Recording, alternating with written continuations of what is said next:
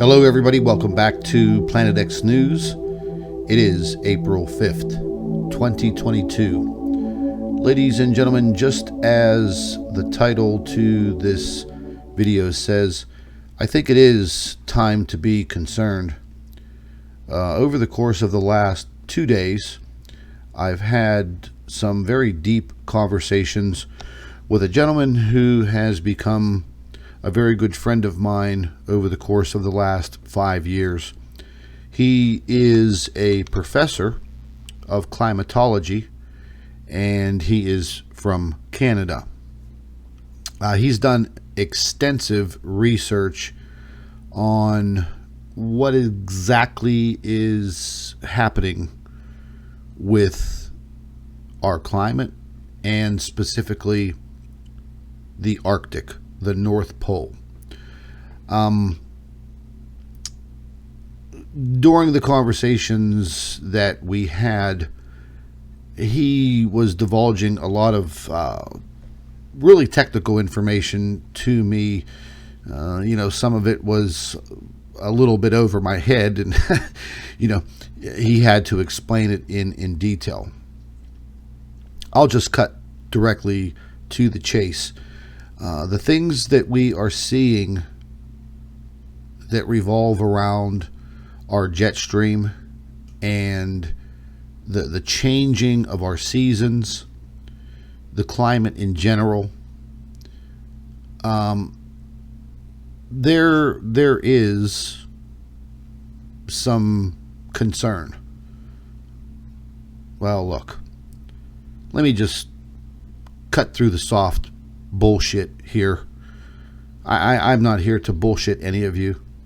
Things are not looking very good, and there seems to be,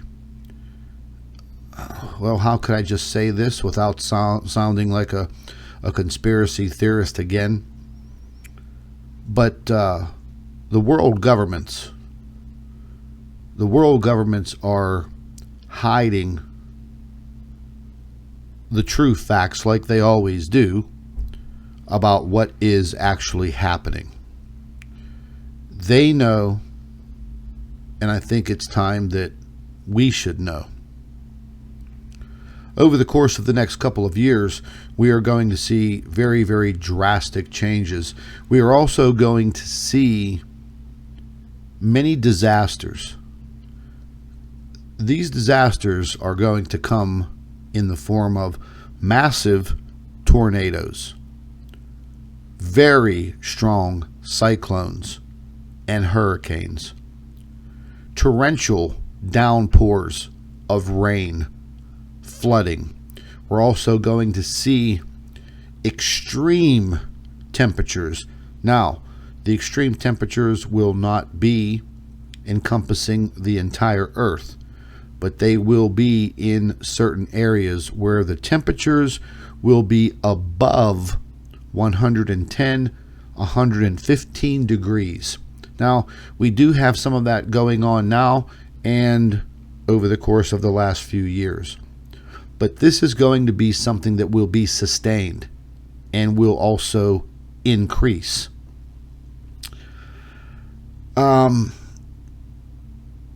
A lot of this is going to affect our growing seasons here in the United States and in many other countries. I believe that a lot of the things that are going on politically throughout the world, specifically with this country, are going to be very eye-opening and surprising when they're telling us one thing and then we're clearly seeing that it's another. I hope you all understand what I'm talking about, and I'm also trying to use my words very wisely here on YouTube. So our growing seasons are going to affect food supply.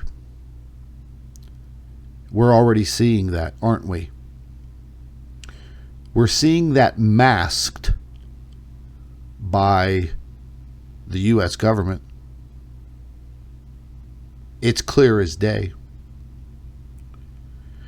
And then something else that we're also seeing is this war on fossil fuels.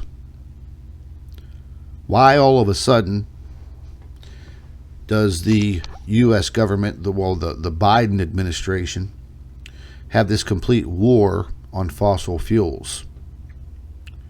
What seems to be the problem? We just cannot shift from gasoline engines and cars to electric. Number one, people can't afford them. The technology is not even finished evolving. So why all of a sudden is there this big war on fossil fuels? Maybe, just maybe, it is meant to save the reserves, save what is left in the grounds in this country for something in the near future. You see where I'm going. I hope you do. So it's kind of their way of conserving those fossil fuels when they will be in huge demand. At a point in time when there may not be any electronics left working on this planet. Such as when an EMP, an EMP weapon or an electromagnetic pulse coming from the sun, impacting the earth, frying everything, just like it has in the past. The Carrington Event, I believe 1850. They didn't have electronics back then, but it did fry everything. All the telegraph wires. It caused a major earthquake. New Madrid fault. So these things have happened in the past. But this time, we have another factor. We have a more violent factor that is influencing our sun. We all know what that is. And the deeper and deeper my conversation went with the professor who is the climatologist, and he has other colleagues that are also climatologists. They've been kind of privately over the years exchanging their data and their information. And they are also very concerned, but they also are seeing through the veil of lies that are being put forth to the population, meaning me and you and everybody else on this planet.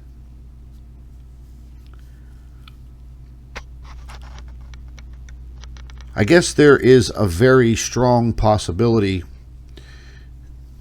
that the Earth could be hit with what would be called a solar flash, which would basically disrupt and probably destroy the entire electrical network on this planet. It would also destroy, I would probably say, the majority of all satellites and probes orbiting this planet. Tens of thousands of them gone in a flash. Literally. So, where does that leave us? That leaves us, or let's say the governments, in desperate need of electricity. How are they going to get it? Well, they're going to have to use generators that will run on fossil fuels. Does that make sense? Of course it does. Does the United States know more than the other countries? Of course they do. Does China know? Of course they do. Does Russia know? Of course they do. Here's something else that we talked about. Why, over the course of the last several years, has there been this huge fight at our southern border to just literally open the floodgates to people coming into this country without going through the proper channels?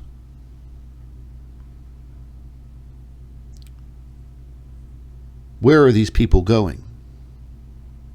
Well, they're being flown all over the United States on, secret charter planes. Journalists are uncovering this. The information was just on the news this morning. And they're about to open the floodgates again this upcoming May. But you have to think why. Why is this happening? Now there are people flooding into the United States through the southern border from 160 countries. Did you ever stop and think why? Is there a chance that these people coming across our southern border will be possibly used as a worker race?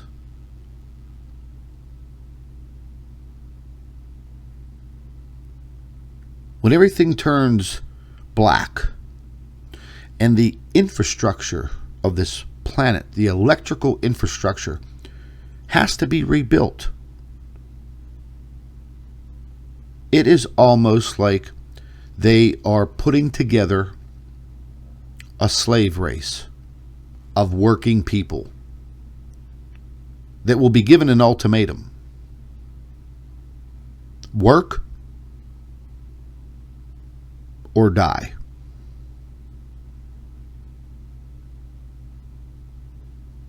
Yeah, sounds kind of shocking, doesn't it? Sounds a little over the top, doesn't it? But what other explanation would you have when you start putting all of these pieces together? Is there a possibility that, for instance, Mexico, Central America, and possibly parts of South America will be completely destroyed? Possibly flooded to the point where the only thing sticking out of the water would be the high mountain elevations. You can't save everybody, can you?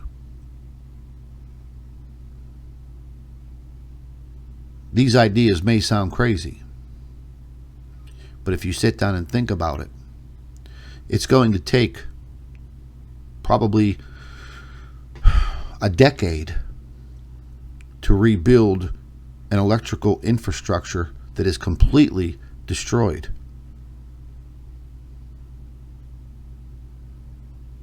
The same thing applies over in Europe. Over the course of the last decade, we've seen the majority of all of the European countries overrun by people from many countries in the Middle East. Same thing. that may possibly be their worker race. And listen, folks, I don't want anybody to take offense to what I'm saying. But if you sit back and you take a broad look at everything, and you really start to piece these things together, and all of the evidence that I've acquired over the course of just the last 6 years, the things that the governments are doing doesn't make sense unless you really do put that tinfoil hat on and examine what they do. And I was told a very, very long time ago by a retired gentleman who worked for the JPL, the Jet Propulsionary Laboratory. 2017.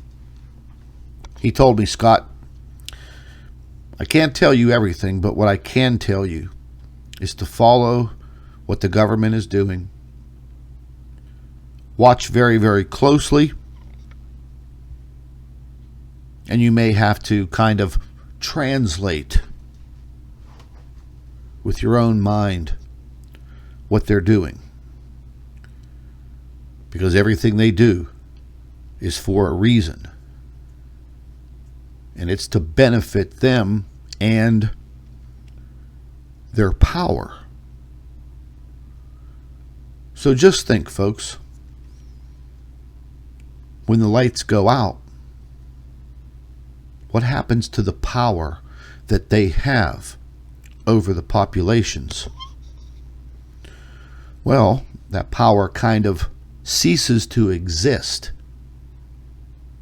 unless we, as a people, have to go to them for protection, for security, food, water, shelter. See? You didn't think about that, did you? Because then they now become relevant again. They never lose their relevancy. With all the technology that we have out there, the space agencies know damn well what is transpiring on the sun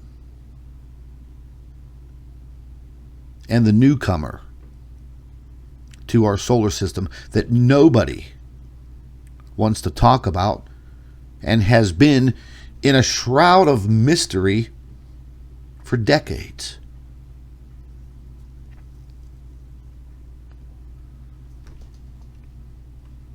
I've been watching politics very, very closely. Well, I'd say probably for about the last, probably about the last 6-7 years. And one day something just opened up inside of my mind, and I was able to kind of see it clearly and understand it. So basically I was able to read between the lines. And it's a little scary. But anyways, I want you folks to really, really start thinking about that. Wherever you're watching this video, whatever country you are in, you pay very close attention to what your government is doing in every aspect. Watch what they are doing. You may have to sit down and think about it for a little while. You may have to fasten that tinfoil hat on. But don't worry. Who cares if somebody makes fun of you? Because that person making fun of you will probably not survive.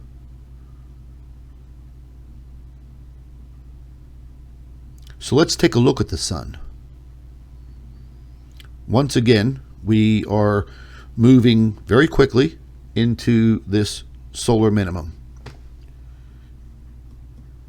In any other time, folks, this would really not be that big of a deal unless you were a helioscientist or something of that nature, you know. That was your job, to keep watch on the sun, analyze it. We go by day, taking that bright shining star in the sky for granted. It brings us life. It helps grow the food on this planet. Hell, it even delivers vitamins, the old vitamin D. But it is also a massive, massive star that can deliver complete annihilation and destruction. And someday it will. But what is happening now during this solar maximum is the influence and the interaction between this stellar core that we've named Planet X over the course of history, because I don't actually think that it's any type of a planet. We don't really know what the composition of this object is, other than it does have a very, very strong magnetic field.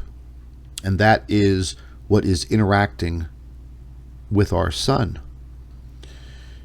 And over millions of years, our sun has not had anything else influencing it. If anything, the sun has influenced the planets that are in our solar system. And the occasional, asteroid or comet that gets too close to the sun and gets evaporated. But let's take a closer look. We're over here on the Solar Dynamics Observatory, the SDO. And we're taking a look at a composite view of 3 different angstroms of extreme ultraviolet light.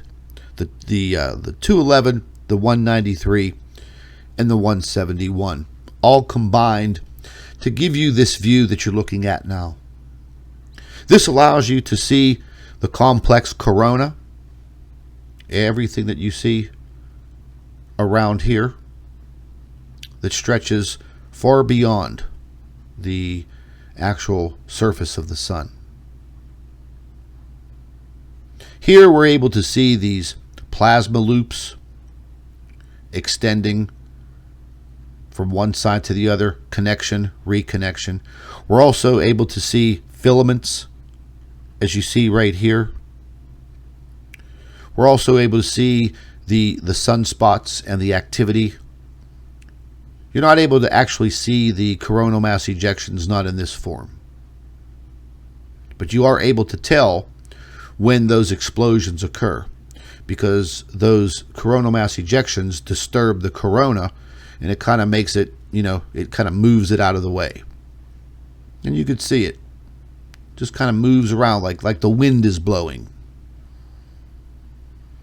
Well, a lot of these instances are directed towards the Earth. And yes, space weather could be kind of boring. And whenever we talk about coronal mass ejections and Earth being in the bullseye, after you've heard it so many times, you kind of think, oh well, okay, yeah, no big deal. But for somebody like me that documents this information, and I track this information, and I'm watching things progress to the point where you can see that progression is becoming more violent. So no longer are these little CMEs going to brush against our magnetosphere and cause beautiful aurora in the skies. What you're possibly going to see is this solar flash, which you actually will see momentarily if you are on the daytime side when that happens. What happens afterwards? Well, I don't know. You could probably pull up one of those apocalyptic movies of the past decade, and yeah, you may be thrust directly into that for a period of time. But as you can see, the sun is now, it's alive. It is full of energy. A year ago, this corona that you see here on the 211, it wasn't there. It didn't exist. All you saw was this purple disk in the middle. But you can see these sunspots are becoming more active. This is directly facing the Earth. This is your view as if you were on the Earth looking directly at the sun. That is the position of this satellite probe. You could see this long filament right there. Long rope filament. And these can snap, and they can jettison way out into space, and yeah, they can reach the Earth.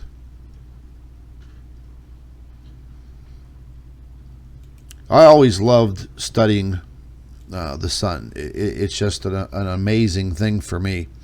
Maybe other people think it's boring, repetitive, but in the end, knowledge will be your power. The more you know, the more you understand, the more you study, the better off you're going to be. Now here we're looking at the 131. This will show you more of an X flare, because in this angstrom of extreme ultraviolet light, we're able to see that little X pattern of light. Now, so far, we don't see any of those here today, but they're going to be coming, and they're going to be strong,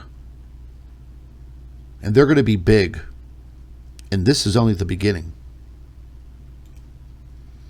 We could take a look over here. This is the 304.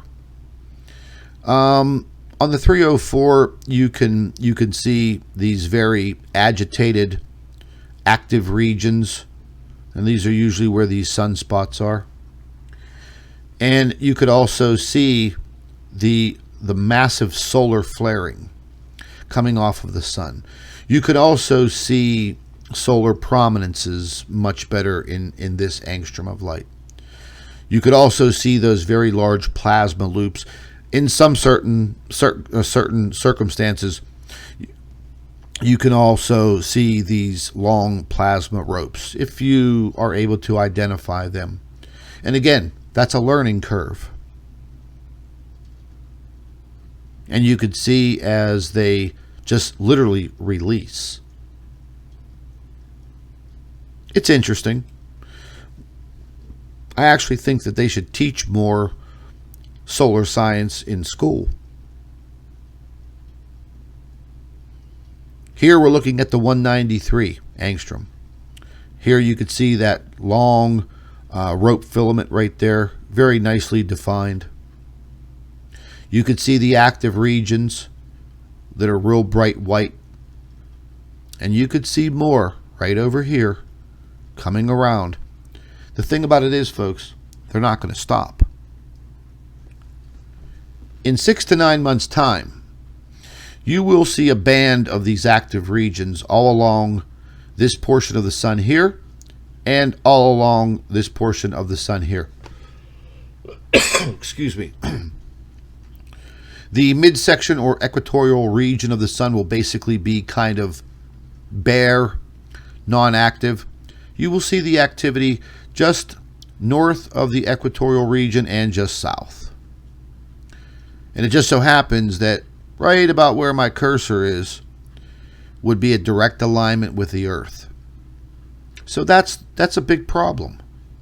That's a big problem that we're probably going to be cursed with for several years from now.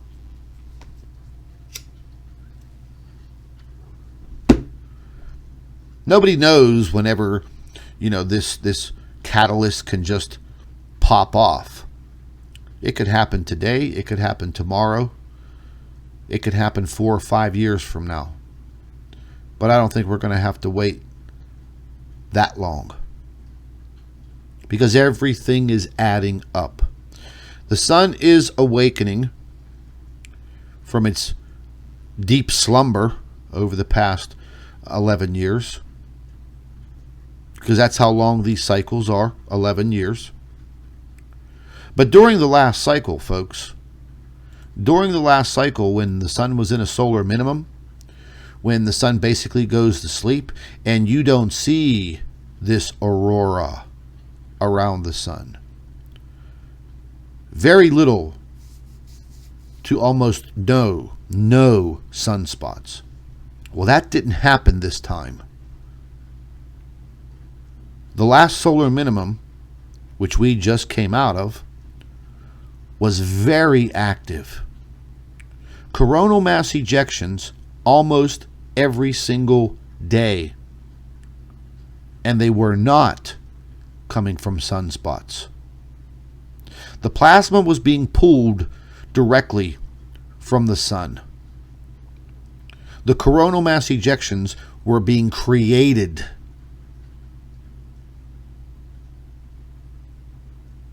And that's something that truly amazed me over this period of time. How can this be happening? The sun should be going to sleep. The sun should be asleep. There should be very, very minimal activity.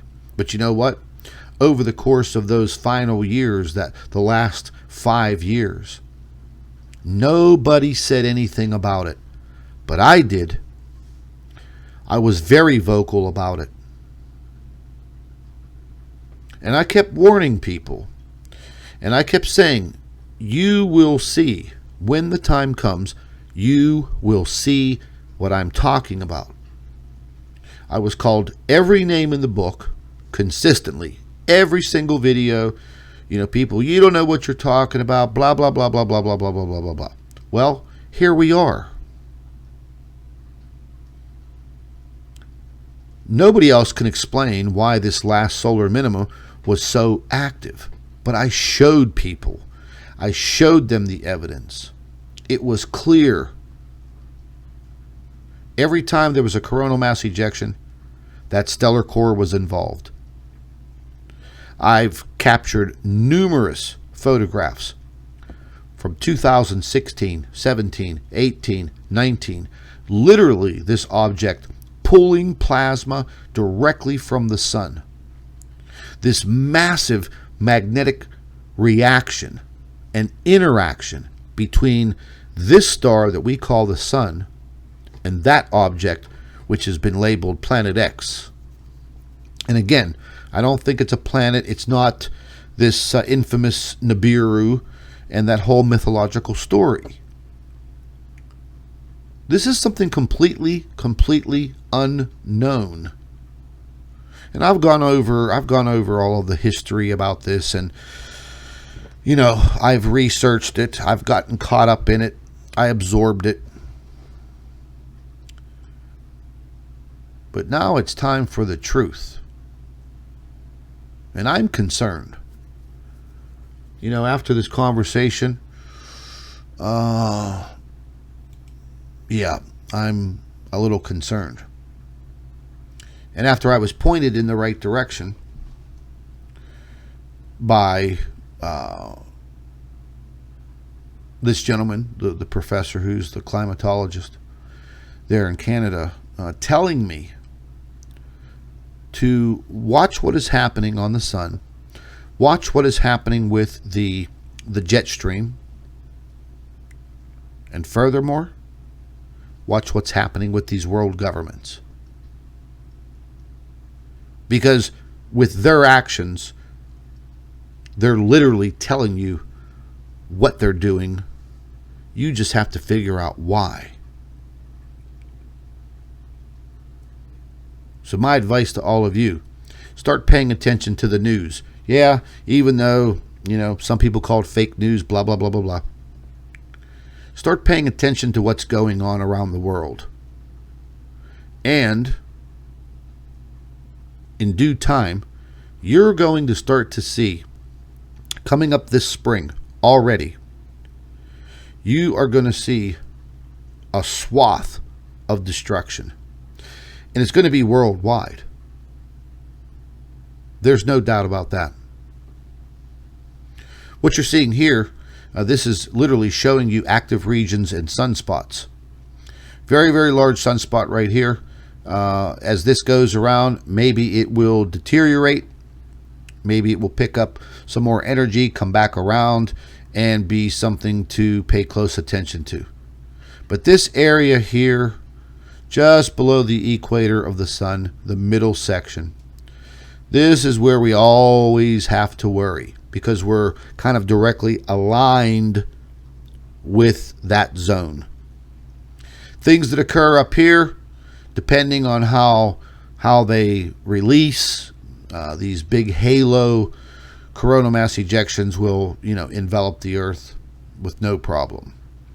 But things here in this region and down below, anything in this little lower quadrant right here, will be something that we have to pay very close attention to. Something that we were talking about in my conversation was the jet stream. And, I've always been a weather enthusiast. I've always paid attention to the weather, learned about the weather. More than 25 years, watching the weather, learning. The jet stream is something that, kind of controls everything. A lot of people don't know that. And for years now, our jet stream has been completely whacked out. It's not making any sense. It controls our weather everywhere around the world. And what we're seeing here already, this jet stream is just, if you look at it, it's completely in disarray. There's 3 or 4 parts of it. What's been happening is the jet stream has sunk so low, which is again abnormal. It is now pulling the weather, creating the weather across Mexico. And again, these are the people that are crossing the border. Why are they opening the gates? Maybe there's a possibility that in the near future, Mexico ceases to exist. Massive storms, flooding, tornadoes ripping across the southwest. Or excuse me, from Texas all the way through the south and then leading over to the east coast. Tornado Alley used to be here in the center part of the United States. It is now here. Why? Because the jet stream is sinking. It has been. Regardless of the time of year, it's completely out of whack and has been for several years. The same applies for the southern hemisphere. Here's your jet stream. Here, I can animate it for you. There's one jet stream here. There's one here. There's a thin band down here. There's an outer band over here. It's completely broken up. It doesn't make any sense. This jet stream during the summer months in Australia has been, the death of them, the Aussies down in there. Over the course of the last 5 years, they've had the worst summer times, extreme melting heat, and also, these jet streams. The further you go closer down to ocean level, lower altitudes, the wind speeds are what start to create these cyclones. And over here on our side, the hurricanes. Now, a lot of the hurricanes were out here in the South Pacific over the last 2 years. Why? Well, you can see why. You can see how far the jet stream has sunk down below to the point where it is merging with the jet stream coming up from the southern hemisphere. Where is it going? It's going directly across Mexico, directly across the northern part of the Gulf of Mexico into the southern states, Texas, Louisiana, Mississippi, Alabama, and moving over to Georgia, South Carolina, North Carolina, and then up into the East Coast. So there's a high possibility that Hurricane Alley, coming across off of Africa and looping around and, hitting the states of Florida and Georgia and South Carolina and North Carolina, maybe, again, there will be 1 or 2 hurricane threats in the Atlantic. But as things are seen right now, they would just be swept right out into the Atlantic Ocean and possibly, all the way across the ocean and impacting some of the European countries. The UK, France, Spain, Portugal. Don't think that it can't happen. Don't think that it can't happen. Because eventually these air currents are going to become so strong, abnormally strong, it will be nothing for them to carry a Category 5 hurricane across the ocean and impact one of those European countries.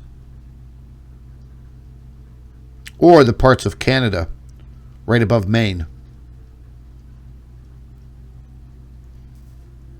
So we'll see how this all develops again here in the South Pacific with these storms. Temperatures are also something that I will be paying very close attention to again. Okay, already down here in Mexico, we're looking at, and this is by the current time right now, it's 98.3 degrees Fahrenheit. Before I started this video and live stream, the temperature was well over 100 degrees. It's only April. Yeah, okay, it's Mexico. Yeah, they're closer to the equator. But the temperature on the equator is 78.8 degrees Fahrenheit. Yucatan Peninsula, 93.1 degrees. It's about 7 o'clock at night, Eastern time right now. We could also see that the polar region in the Arctic, it's starting to warm up a bit.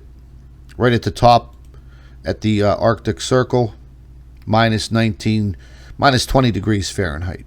But you'll be seeing this warm up. And minus 19 degrees Fahrenheit at the very top of our Earth is warm. It's warm. Take a look at the European countries. The UK, 48.5 degrees. They've had a very, very mild winter. Same thing with Ireland. Same thing with France and Spain. Very, very mild. But that's all going to change. I think once again, storm systems are going to be a big, big factor in Spain, France, Germany, the Netherlands, Ireland, the UK. I think they're going to see some very, very catastrophic storms with huge, heavy downpours and massive flooding. Same thing's going to apply for a lot of the Eastern European countries. We're going to see a lot of changes throughout the Mediterranean. Also, getting down into the Middle East, I think we're going to see massively extreme temperatures. Hell, this past winter, once again, they had snow in Saudi Arabia. The United Arab Emirates. I think we're also going to see very record high temperatures in India and throughout all of Asia. It's going to be very, very interesting, but at the same time, everything that I'm talking about with these, the influx of these storms and tornadoes, flooding, heavy rain. Let's not forget, we'll just throw in earthquakes and volcanoes, even though they're not part of weather. But what you're going to see are the levels of destruction are going to increase.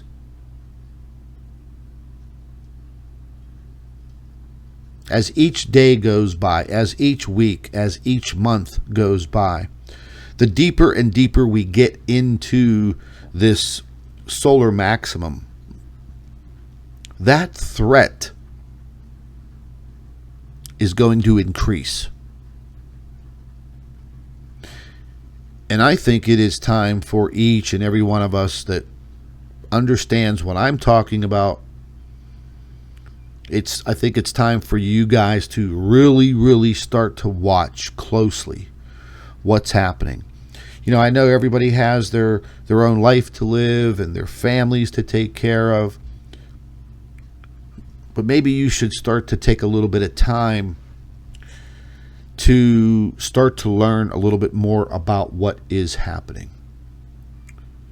Because there's a very high possibility that what you're learning may end up saving your life and the life of your loved ones. Because you know what's happening. You know why it's happening. You know what the results are going to be. You know how to save yourself. See? You're smart.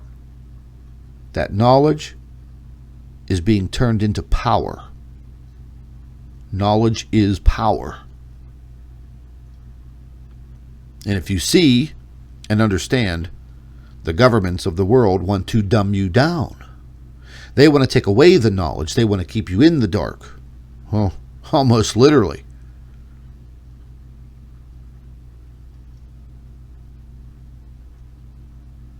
Very interesting times that we are in now and moving into in the very near future. I don't know what the future holds, but all I can say is everything that is kind of aligning itself is not going to be a walk in the park. I used to tell people, look, don't worry about it now. Let's see what happens. Only time will tell. I didn't want to startle people. I didn't want people freaking out. And I would advise all of you to not do that now either. Don't freak out. Keep your composure. But learn. Pay attention. Maybe even start to talk about these things, with your kids, depending on their age, though, family members, friends, kind of open their eyes. Maybe try not to sound too much like a conspiracy theorist, but sound like somebody who's concerned. Because we should be concerned. Especially with these crackpot politicians and governments at the helm. Yeah, it's like another battle that we have to go through. Now, whenever I was talking about, what's going on weather-wise, these are just some headlines just from today, 50 minutes ago. Strong storms rolling through the south kill one and bring tornadoes and damaging winds. 1 hour ago, severe weather threat, tornado confirmed in South Carolina, watches issued in Georgia. Gallery, tornado damage in Allendale, Swainsboro, South Carolina. It just, I mean, folks, it just goes on and on. 1 hour ago here, 4 hours ago there. 23 hours ago, confirmed in Centerville. What is that? Another tornado struck Fairfax County, Virginia. These tornadoes are wicked. I mean, they are just absolutely wicked. They have become so big, so powerful, that they literally have the ability, as we've seen before, to wipe a town off the face of the map in a matter of minutes.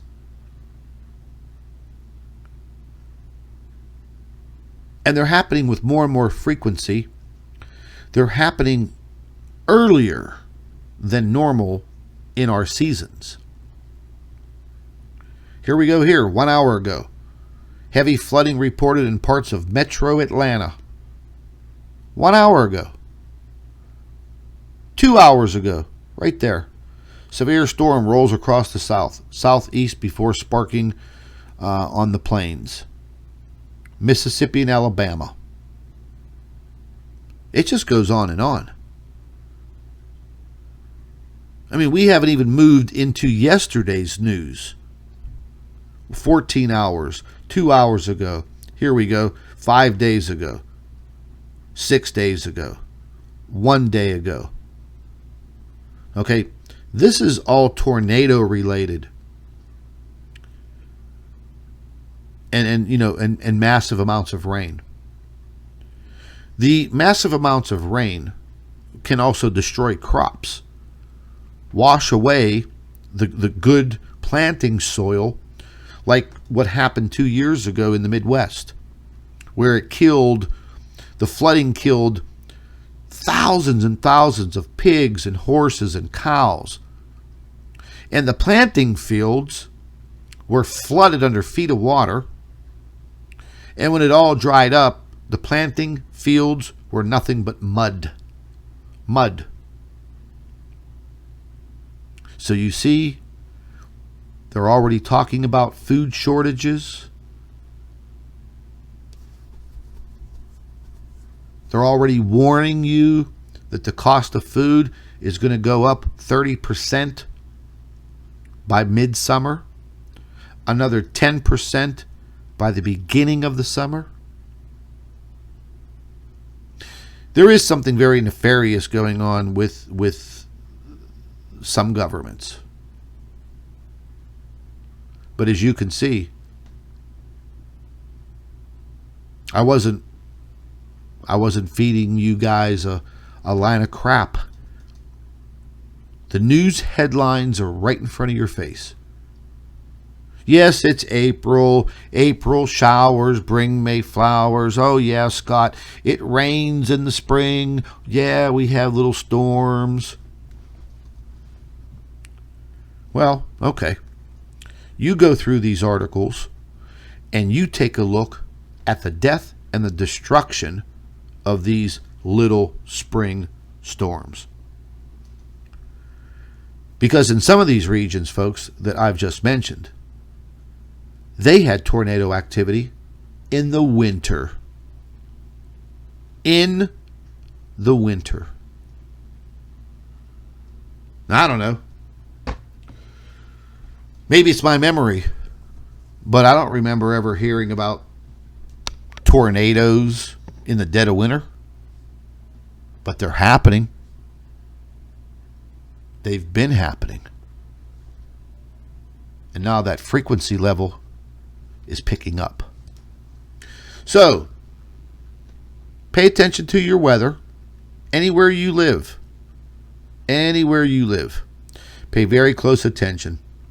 Get on the internet, check it out.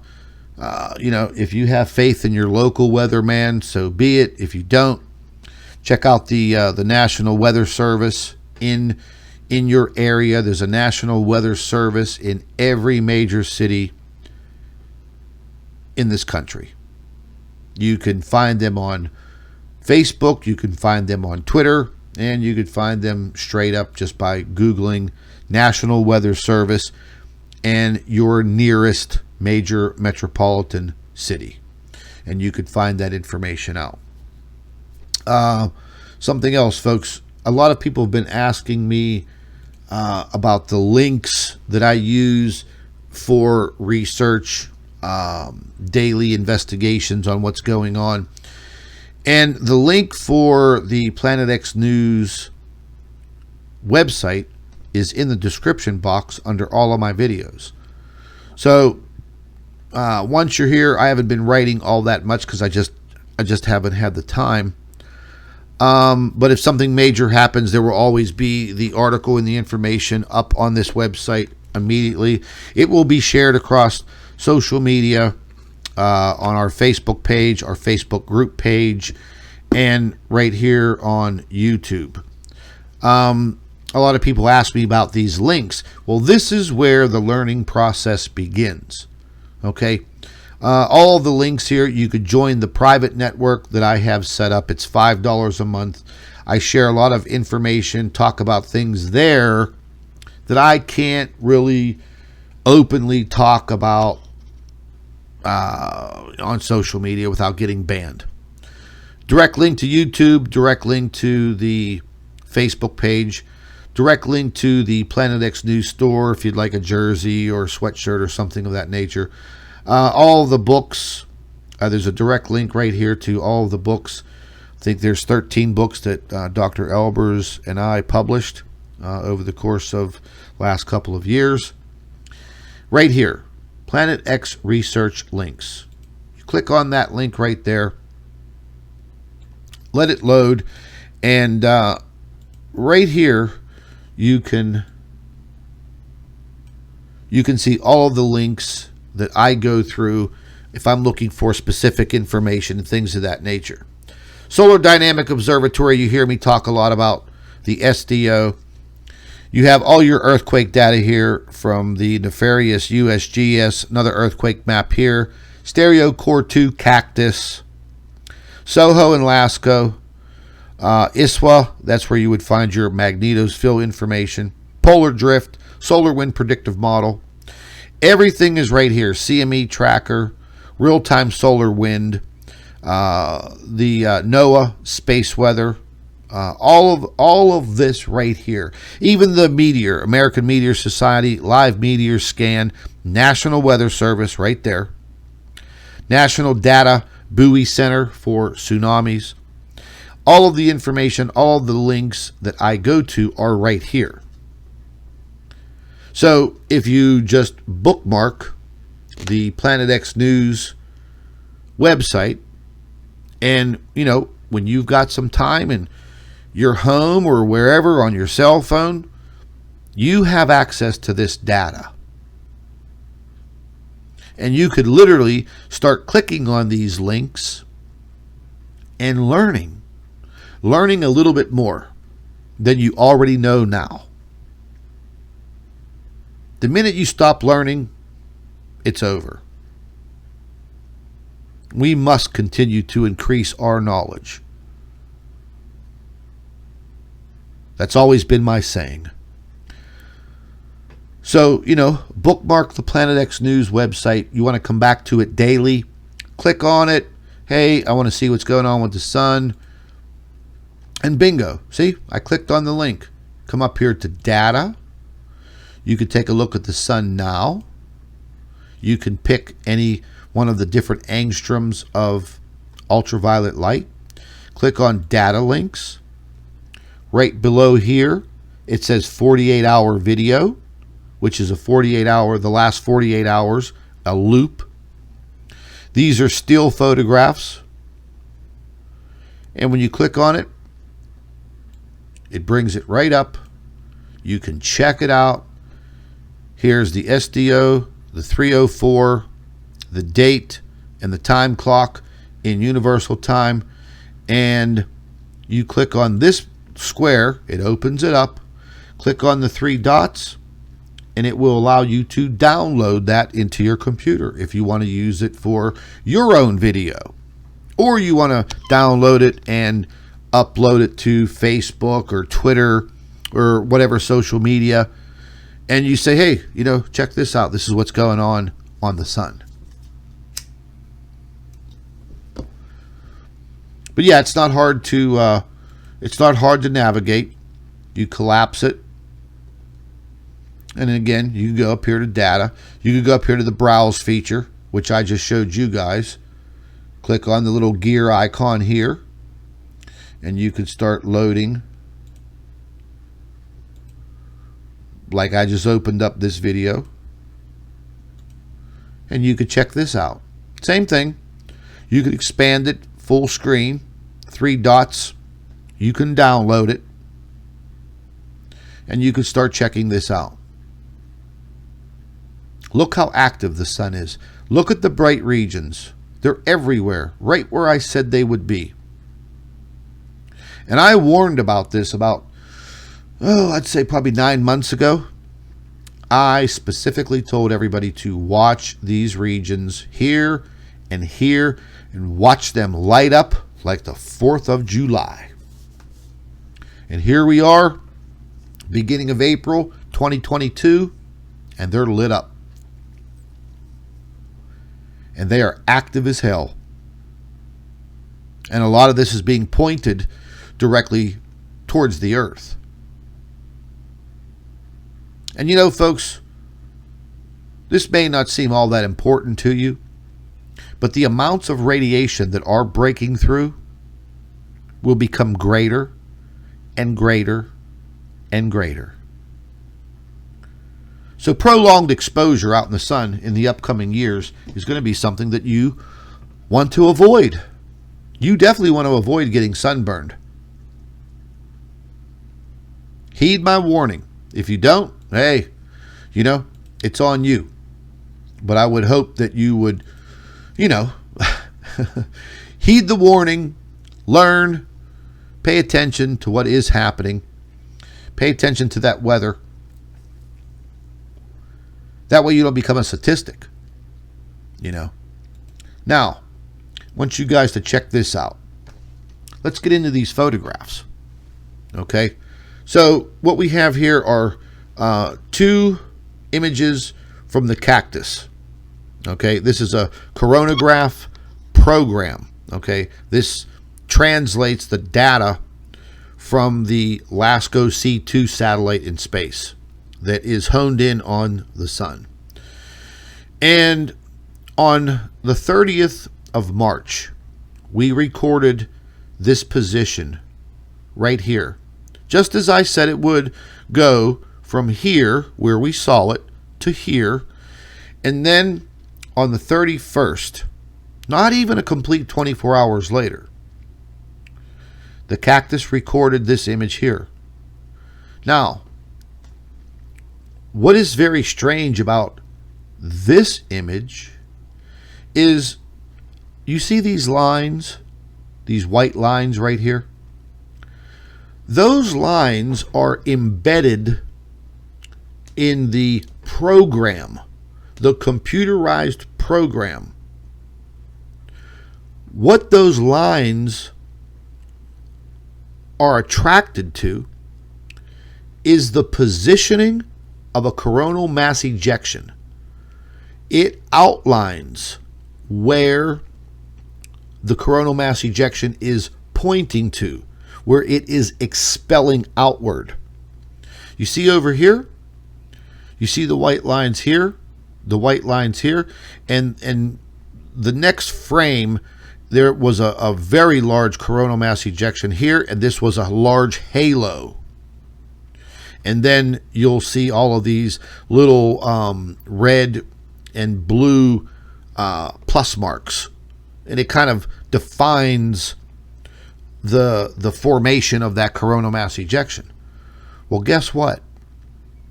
There was no coronal mass ejection here. None. Zero. What this program picked up was that right there. And it perfectly outlined it. Perfectly. First time. First time I've seen that. So evidently, what I'm thinking is that the program translated the data because it captured that there was a form of energy there, and those lines, which are meant to capture the direction of a coronal mass ejection, defined that object as a coronal mass ejection because it doesn't know any better. It's just a computer program. I found that to be absolutely amazing that this occurred. This is just another still of it. And you could see it perfectly grabbed it. Placed it right in the middle as if it was recording a coronal mass ejection, but it wasn't. I know that probably may not mean a lot to you guys, but yeah, it meant a lot to me. This was the negative that came back, and this shows you all of the particulates that were being extruded from. There was a coronal mass ejection that occurred, but it occurred right after this was captured here. All of these little black dots, all of these little white dots, that's all particulate that has been ejected from the sun. All of that eventually makes its way through space, interacting with the Earth. All of that comes in the form of, radiation. So there's just a little closer look, and we could zoom in and we can see it perfectly.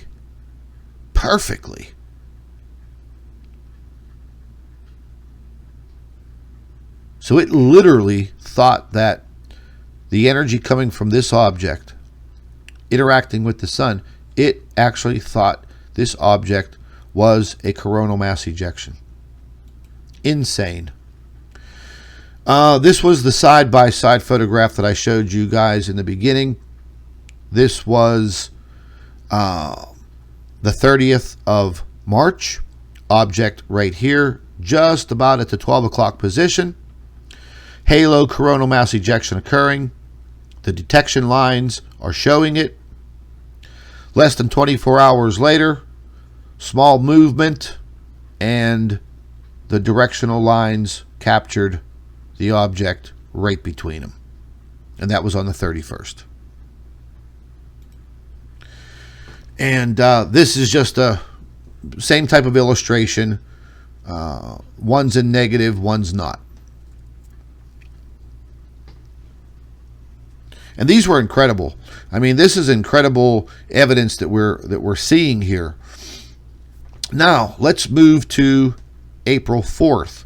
Something that I've noticed that's been occurring for quite some time is when this object moves off of the, let's just say, the northern pole region of the sun, the top, as we would say, this object seems to be almost kind of suspended. The movement over the course of a few days is very little. It's almost like its momentum has slowed down so much that it's almost suspended until it eventually picks up its momentum and starts to head back down in that very elliptical, eccentric orbit. And then it dips down very, very quickly, down below the ecliptic, loops back around, and then it comes back up, and then that's when we see it here, sometimes here, very rare, but then we normally see it really close to the top of the sun. Coronal mass ejections occurring here, here, and here. I mean, I have all of the evidence over the last 5 years to prove everything that I'm saying. because I've shown every bit of it. Here you see the coronal mass ejection actually occur. The object engulfed in it, and I think that there was an upgrade that was done with the actual software at Cactus. They're actually improving the visuals. I have a way of getting the data that I better watch what I say here. There's the data that you, the public, are able to see on the Cactus website.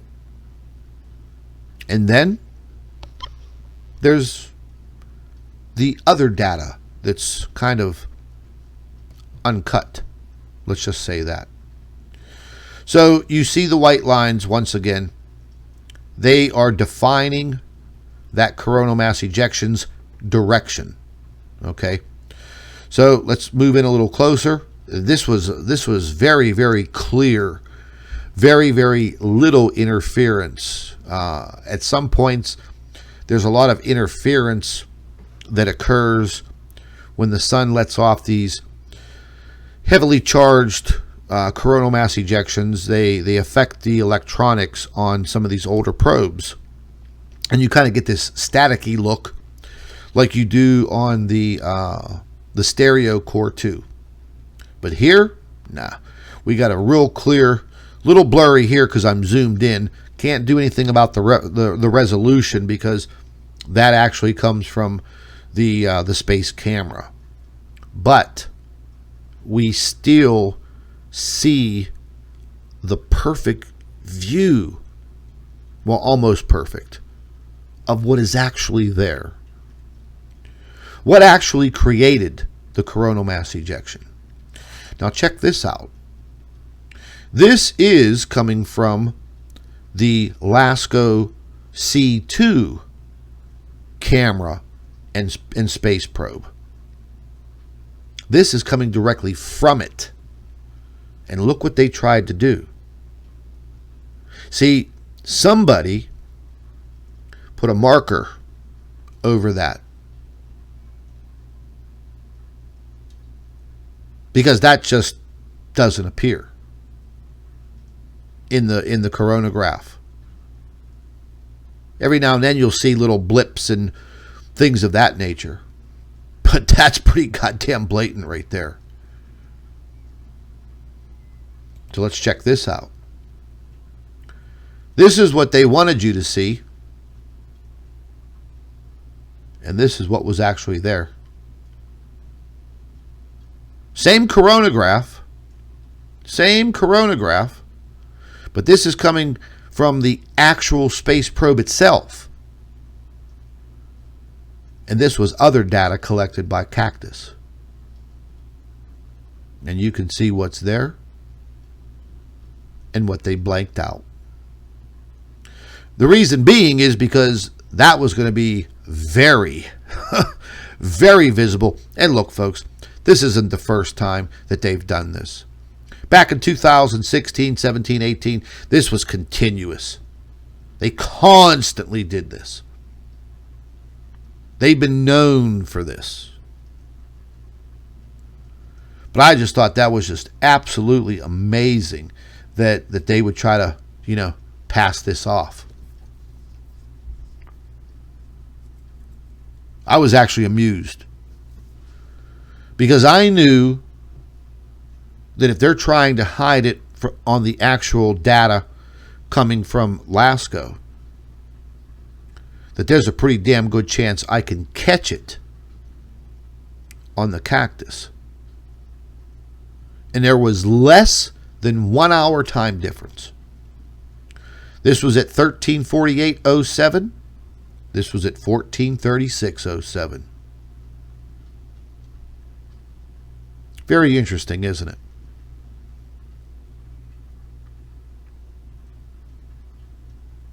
They still want to try to hide what is there.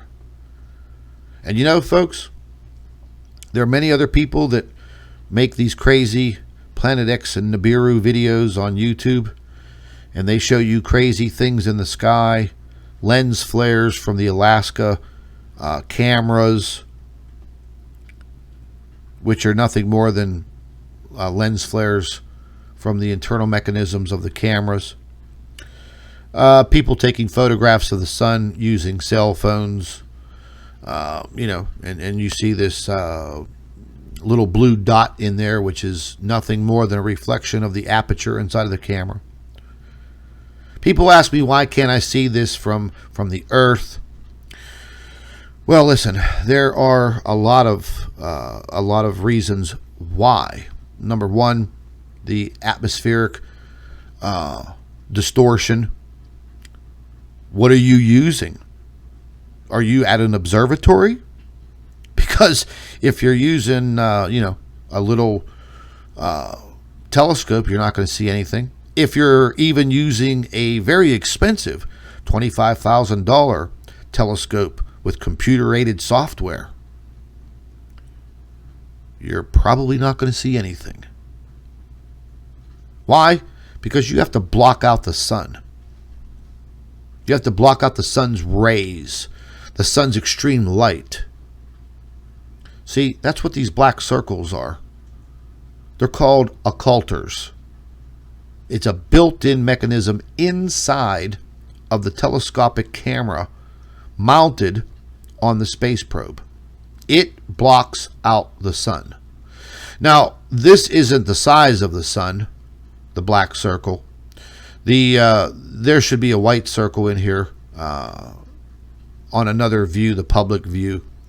There's a white circle in here that identifies the size of the sun, and it's about a third of the size of the occulter. The occulter is built in. It blocks out the extreme rays of the sun, so you can see the sun's corona, and you can see solar flaring, and you can see and define the coronal mass ejections. So even if you're at an observatory and you're looking through this big, gigantic, massive telescope, if you don't have the proper software, filters, and occulter, you're not going to see anything but a big, bright, white light.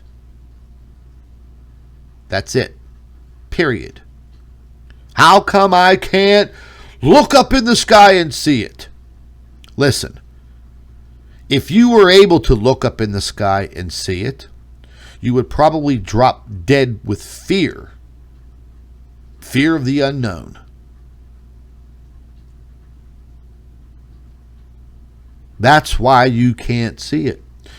On top of that, you have many other factors.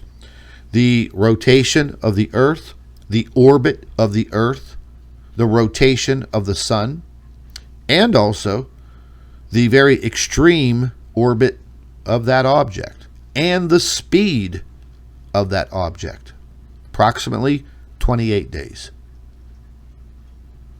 So I hope that answers a lot of questions, and folks, I really do try to get to all of the emails. My work schedule's just been seriously intense, and dealing with some other situations that have arisen, once again with Dr. Elbers. It's just a sad situation, and it's mentally it's a lot to deal with, especially day after day. And I'd like for all of you to keep her in your prayers. She did want me to say hello to all of you, and yeah, just one of those things, so much going on in this world, so much. Just over the course of the last 2 years, just think about it. Just sit down quietly one day by yourself and just think about what has occurred over the course of the last 2 years. How could you define it? It's just absolutely insane. I know a lot of you tell me thank you in your comments and your emails and your messages. And I appreciate the gratitude that you guys show me. But you don't have to thank me. We're all in this together, man. That's it. Sometimes I think that, you know, what was the reason why God put me here on this earth?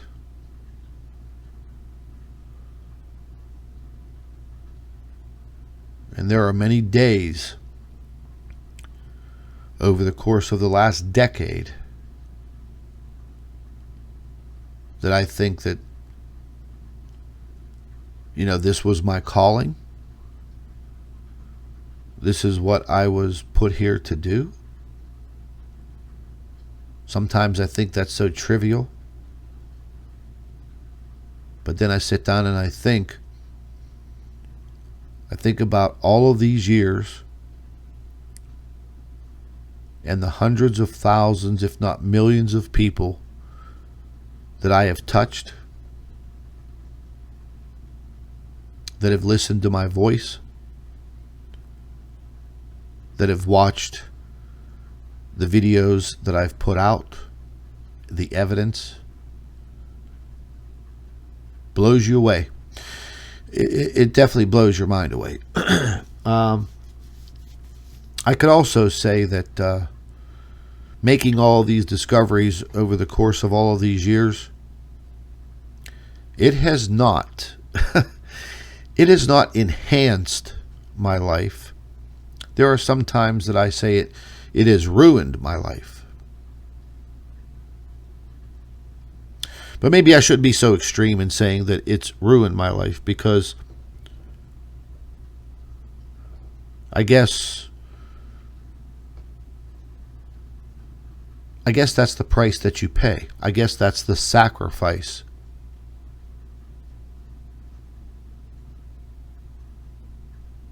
If I had to do it all over again, I wouldn't change a thing.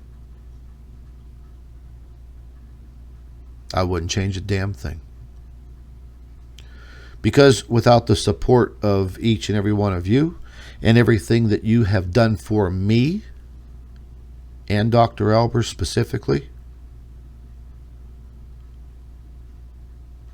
it has brought out so much humility in me, you know.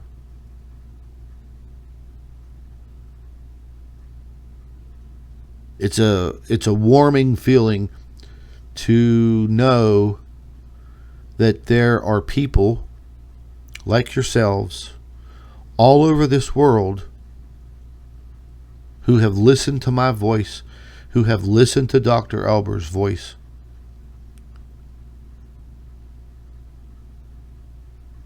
and you guys in many ways have touched our lives.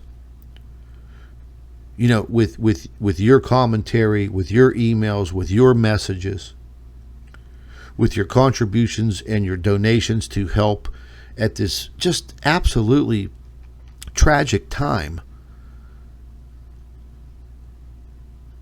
You know, we're all strangers, but in another way, man, it's just like all of you have become this huge family.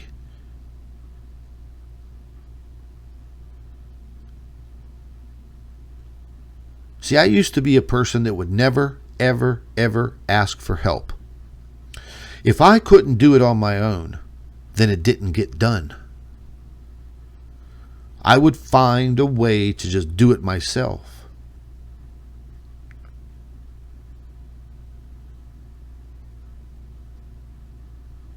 You know, and if it wasn't for Mark Wages over at Wages World, if it wasn't for a lot of his help, I don't know where I would be, at this point in time, dealing with some of these medical situations that have plagued Dr. Elbers for better part of a couple years now. Yeah.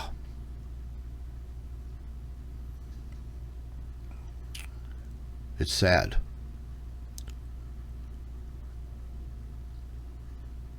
But there is that enlightenment at the very end, when I know that all of you are still out there.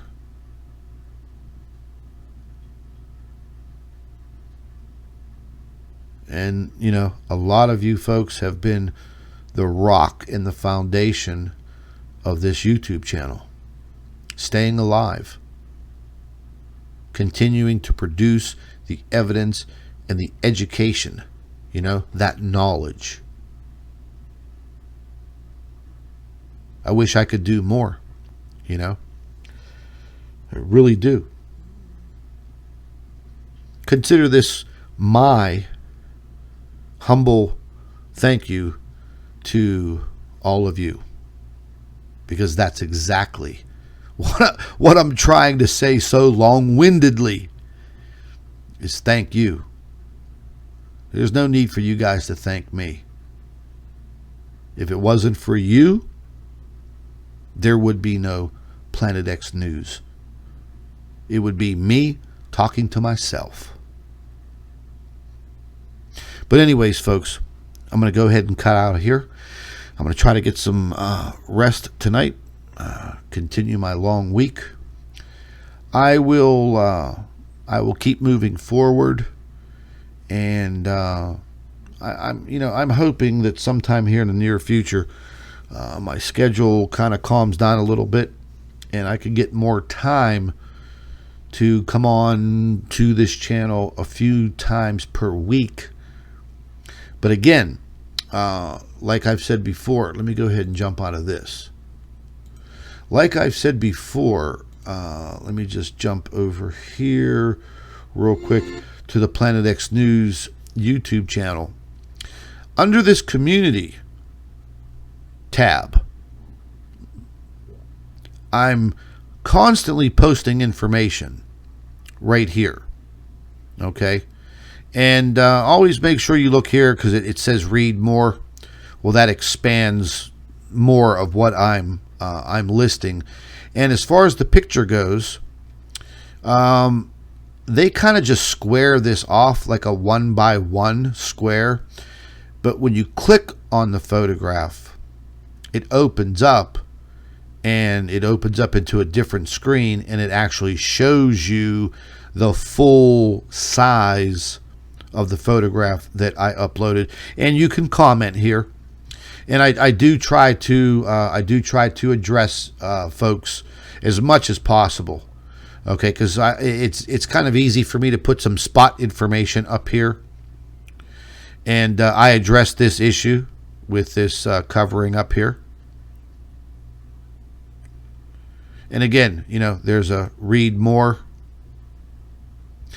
and you know, here I address some things that were currently going on. I'm not going to address them right now, but if you folks want to jump on there and you want to check that out and you want to read that, but that community tab, definitely, you know, you want to check back on that once a day. You should get notifications that you know, I've posted something in the community. You may see it on your YouTube channel homepage there, but I do put good bit of information up here. And yeah, there's a big meteor that went blown over Indiana just the other day. I was able to catch a good photograph from it from a news story. And yeah, the earthquakes, just as those coronal mass ejections in those photographs I was showing you, just as all of that was occurring, so were these large earthquakes. Magnitude 7.0, magnitude 6.2. All directly correlated, folks. It's all there. So, you know, again, This is a little bit of an easier way for me to keep information flowing to you guys. While I'm, busy as hell, I'm still able to get information out to you. And there is also our Facebook page. I know a lot of you say, oh, I don't do Facebook no more. That's cool. I don't do too much on Facebook either. But I do keep things updated on the Planet X News Facebook page. I think there's like 60,000 people that follow the page. There is also a Facebook group where I upload information, and there is also the Facebook private website through Subscribestar, and that's completely uncensored. I don't have to worry about anybody censoring me, telling me what I can say and what I can't say. So I've tried to put together avenues to get information to all of you guys, in a timely fashion. So utilize it, check it all out. And once again, folks, listen, thank you very much for all of your support.